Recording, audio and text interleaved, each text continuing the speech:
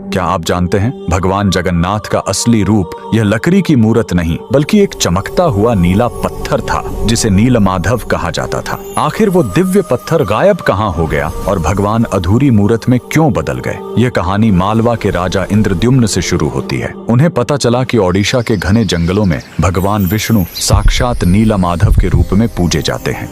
राजा ने अपने मंत्री विद्यापति को खोज पर भेजा। विद्यापति जंगलों में भटकते हुए आदिवासी सरदार विश्ववसु तक पहुंच गए, जो गुफा में गुप्त रूप से नीलमाधव की पूजा करते थे। विद्यापति ने सरदार की बेटी से शादी की और जिद करके गुफा देखने की बात मनवा ली। सरदार ने शर्त रखी कि वे उनकी आंखों पर पट्टी बांधकर ले जाएंगे, लेकिन विद्यापति ने चालाकी की। उन्होंने रास्ते में चुपके से सरसों के बीज गिरा दिए। कुछ दिनों बाद जब बारिश हुई तो सरसों के पौधे उग आए और विद्यापति को गुफा का रास्ता मिल गया। उसने तुरंत राजा को खबर दी। राजा इंद्रद्युम्न अपनी विशाल सेना लेकर घमंड के साथ भगवान को लेने पहुंचे, लेकिन उनके वहां पहुंचते ही नीलमाधव की मूर्ति हमेशा के लिए गायब हो गई। भगवान अपने भक्त विश्ववसु के साथ हुए धोखे और राजा के घमंड से नाराज थे। राजा ने रोकर माफी मांगी और अन्न जल त्याग दिया। तब आकाशवाणी हुई, मैं अब उस पत्थर के रूप में नहीं मिलूंगा, अब मैं समुद्र तट पर एक लकड़ी के लट्ठे के रूप में आऊंगा। कुछ समय बाद पुरी के समुद्र तट पर एक विशाल अद्भुत लकड़ी का लट्ठा तैरता हुआ आया।